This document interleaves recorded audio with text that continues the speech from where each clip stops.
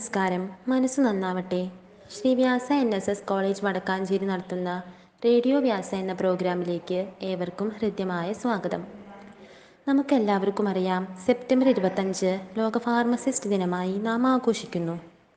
മരുന്നുകളുടെ സുരക്ഷിതവും ഫലപ്രദമായ ഉപയോഗത്തെക്കുറിച്ച് ആളുകളെ ബോധവത്കരിക്കുന്നതിനും ലോകത്തിൻ്റെ എല്ലാ കോണുകളിലുമുള്ള വ്യാജമരുന്നുകളിൽ നിന്ന് മുക്തി നേടുന്നതിനും ഫാർമസിസ്റ്റുകളുടെ പ്രാധാന്യം പ്രോത്സാഹിപ്പിക്കുന്നതിനുള്ള പ്രവർത്തനങ്ങൾ സംഘടിപ്പിക്കുന്നതിനുമാണ് ഈ ദിനം ആഘോഷിക്കുന്നത്.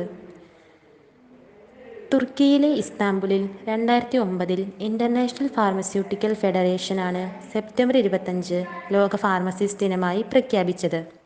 കാരണം അന്നേ ദിവസമാണ് ഇൻ്റർനാഷണൽ ഫാർമസ്യൂട്ടിക്കൽ ഫെഡറേഷൻ നിലവിൽ വരുന്നതും.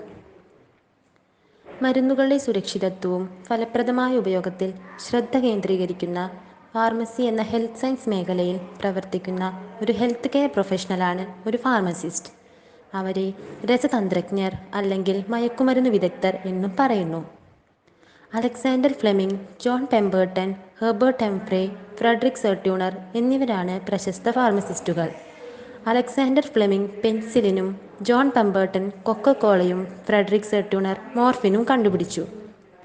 ഒരു ഫാർമസിസ്റ്റ് പ്രവർത്തന മേഖലയിലെ മരുന്നുകളുടെ സുരക്ഷിതവും ഫലപ്രദമായ ഉപയോഗം പ്രോത്സാഹിപ്പിക്കുന്നതിന് ഡോക്ടർമാരോടും രോഗിയോടും നേരിട്ടിടപെടുകയും ഉപയോഗങ്ങൾ, കാറ്റേഷനുകൾ, ഉപദ്രവങ്ങൾ, അമിത അളവ്, മരുന്നുകളുടെ പാർശ്വഫലങ്ങൾ എന്നിവയെക്കുറിച്ചുള്ള അവബോധം പ്രചരിപ്പിക്കുകയും ചെയ്യുന്നു.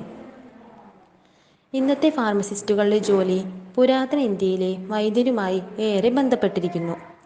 പ്രാചീന ഭാരതത്തിൽ ജനങ്ങൾക്ക് നൽകാൻ ഉപയോഗിക്കുന്ന ഔഷധങ്ങളെക്കുറിച്ച് സമഗ്രമായ അറിവ് വൈദ്യർക്കും ഋഷിമാർക്കും ഉണ്ടായിരുന്നു. അവർ ജനങ്ങളെ വളരെയധികം ബഹുമാനിക്കുകയും ചെയ്തിരുന്നു.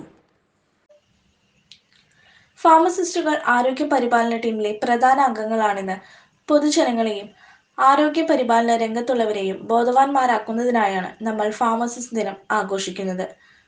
ഫാർമസിയുടെ ആരംഭം പുരാതനമാണ്. ഒരു മുറിവിൽ മരുന്ന് വയ്ക്കുന്നതിനായി ആദ്യമായി ഒരു വ്യക്തി ചീഞ്ഞ ഇലയിൽ നിന്നും ജ്യൂസ് പ്രകടിപ്പിച്ചപ്പോൾ ഈ കല പരിശീലിക്കുകയായിരുന്നു. ഗ്രീക്ക് ഇതിഹാസത്തിൽ രോഗശാന്തികലയുടെ ദേവനായ അസ്ക്ലേപ്പിയസ് തന്റെ പരിഹാരങ്ങൾ കൂട്ടിച്ചേർക്കുന്ന ചുമതല ഹൈജിയയെ ഏൽപ്പിച്ചു. അസ്ക്ലേപ്പിയസിന്റെ ഫാർമസിസ്റ്റായിരുന്നു ഹൈജിയ. തുർക്കിയിലെ ഇസ്താംബൂളിൽ ഇന്റർനാഷണൽ ഫാർമസ്യൂട്ടിക്കൽ ഫെഡറേഷൻ FIP 2009 നടത്തിയ കൗൺസിലിംഗ് മീറ്റിംഗിൽ എല്ലാ വർഷവും സെപ്റ്റംബർ 25 ഫാർമസിസ്റ്റ് ദിനം ആഘോഷിക്കാൻ പ്രഖ്യാപിച്ചു. ഫാർമസിയുടെ ചിഹ്നങ്ങളിൽ ഒന്നാണ് ഹൈജിയയുടെ ബൗൾ. പാശ്ചാത്യ രാജ്യങ്ങളിലെ വൈദ്യവുമായി ബന്ധപ്പെട്ട ഏറ്റവും പുരാതനവും പ്രധാനപ്പെട്ടതുമായ ചിഹ്നങ്ങളിലൊന്നാണ് ഇത്. ആരോഗ്യം, ശുചിത്വം, അസ്ക്ലേപ്പിയസിന്റെ സഹകാരി എന്നിവയുടെ ഗ്രീക്ക് ദേവതയായിരുന്നു ഹൈജിയ. ആദ്യത്തെ ആശുപത്രി ഫാർമസിസ്റ്റ് ജൊനാഥൻ റോബർട്ട്സ് ആയിരുന്നു. എന്നാൽ അദ്ദേഹത്തിന്റെ പിൻഗാമിയായ ജോൺ മോർഗൻ ആയിരുന്നു അദ്ദേഹത്തിന്റെ ആശുപത്രി ഫാർമസിസ്റ്റ്. ഫാർമസിയുടെ പിതാവ് എന്നറിയപ്പെടുന്നത് ജൂനിയർ വില്യം പ്രോക്ടർ ആണ്. ഫാർമസി മരുന്നുകളുടെ തയ്യാറെടുപ്പും നിലവാരവും സംബന്ധിച്ച ശാസ്ത്രകലയാണ്. മരുന്നിനായി ഉപയോഗിക്കുന്ന ചെടികളുടെ കൃഷി, ഔഷധമൂലമുള്ള രാസസംയുക്തങ്ങളുടെ സമന്വയം, ഔഷധ ഏജന്റുമാരുടെ വിശകലനം എന്നിവ ഇതിന്റെ വ്യാപ്തിയിൽ വരുന്നു. ഓരോ ദിശയിലും ആരോഗ്യം മെച്ചപ്പെടുന്നതിൽ ഫാർമസിസ്റ്റിന്റെ പങ്ക് പ്രോത്സാഹിപ്പിക്കുന്നതിനും വാദിക്കുന്നതിനും വേണ്ടി ഈ ദിനം നമ്മൾ ആഘോഷിക്കുന്നു.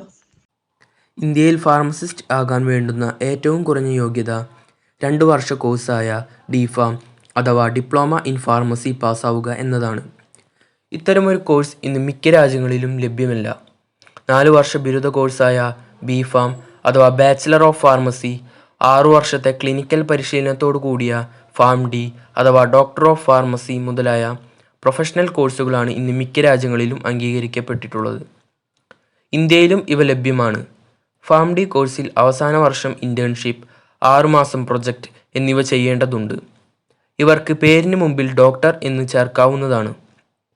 ഇന്ത്യയിൽ മാസ്റ്റർ തലത്തിലുള്ള ആശുപത്രി പരിശീലനത്തോടു കൂടിയ ഒരു പ്രൊഫഷണൽ കോഴ്സാണ് PharmD.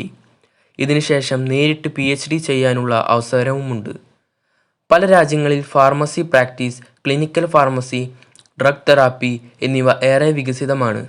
ഇവിടങ്ങളിൽ രോഗികൾ കഴിക്കേണ്ട മരുന്നുകളുടെ ബ്രാൻഡും അളവും നിശ്ചയിക്കുന്നതും അവയുടെ പാർശ്വഫലങ്ങൾ തിട്ടപ്പെടുത്തുന്നതും ക്ലിനിക്കൽ ഫാർമസിസ്റ്റ് എന്ന പ്രൊഫഷണലുകളാണ്.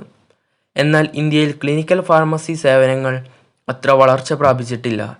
ഇത് ചികിത്സയുടെ ഗുണനിലവാരത്തെയും രോഗികളുടെ ആരോഗ്യത്തെയും പലപ്പോഴും മോശമായി ബാധിക്കാറുണ്ട്. മരുന്നുകളുടെ നിർമ്മാണം മുതൽ പരീക്ഷണം വരെയുള്ള മേഖലകളിലും ഗവേഷണത്തിലും ഫാർമസിസ്റ്റിന് സുപ്രധാന പങ്കുണ്ട്. ഇത്രയും നേരം റേഡിയോ വ്യാസ ശ്രദ്ധിച്ച എല്ലാ ശ്രോതാക്കൾക്കും നന്ദി, നമസ്കാരം.